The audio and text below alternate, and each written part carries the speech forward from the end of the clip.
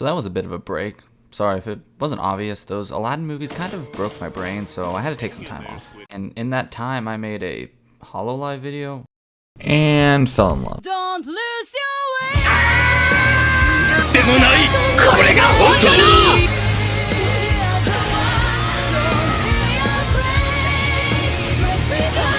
He needs some milk! But now I'm actually back to talk about a movie that I saw for the first time, which is very odd because for the longest time I thought I knew what The Jungle Book was.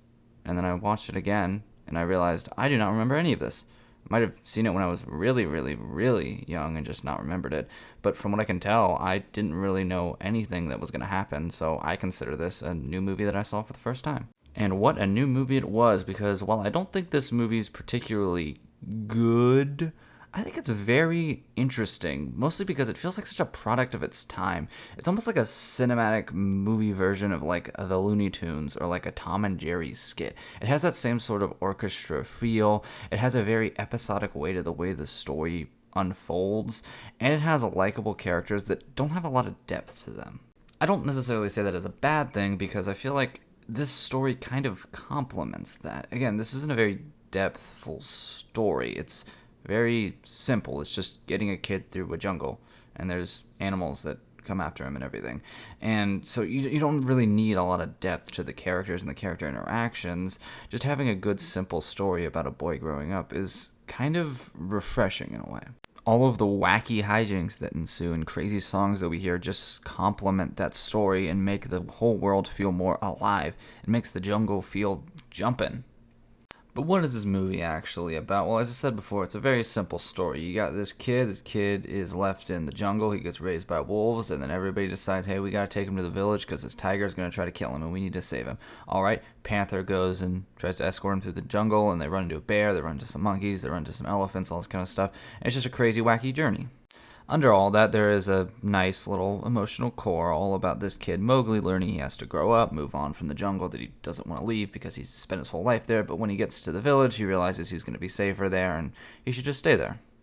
Intercut with all of this is a great co-parenting story between Bagheera, who is the panther and the much more by-the-book, strict, protective parent, and Baloo, the bear, who is the fun uncle that Mowgli likes much more, and both of them have to learn to embrace each other's philosophies to help raise this kid. And yeah, they are his parents by all intents and purposes. That's not a joke, by the way. I genuinely think that co-parenting is one of the underlying themes of this movie. Both Bagheera and Baloo are great characters on their own, but it's the way that they play off of each other and play off of Mowgli that not only creates some really funny moments, but also some very heartfelt moments that I quite liked. And also, their voice acting is just astounding. In fact, I'd say all of the voice acting throughout this movie is really good, especially for the time, given that voice acting wasn't really a common thing. And a lot of people don't know this, but voice acting is very different than normal acting because you basically have to convey all of your emotions through just your voice rather than having facial expressions or bodily movements or anything like that. It's a much different skill, and to see how it was perfected at the time is really interesting.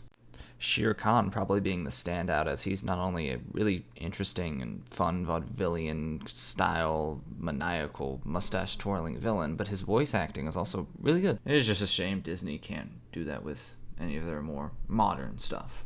You deliberately disobeyed me. Do you understand what's at stake? That's right, it wouldn't be one of my videos without insulting corporate modern-day Disney. Overall, I just had a really good time with this movie. I mean, there's nothing that's like super thematically rich about it. I mean, you're not watching Everything Everywhere All at Once here. But regardless of all of that, it still gave me a lot of the feelings I used to have, say, watching a Tom and Jerry skit when I was a kid. A lot of just mindless, fun, good slapstick humor, and a really good orchestra-style score that suits the movie very well. I haven't mentioned that yet, but yeah, the score for this is really good. The songs are all bangers too, the best one, of course, being The Bare Necessities. I also really like I Want to Be Like You from the Monkees.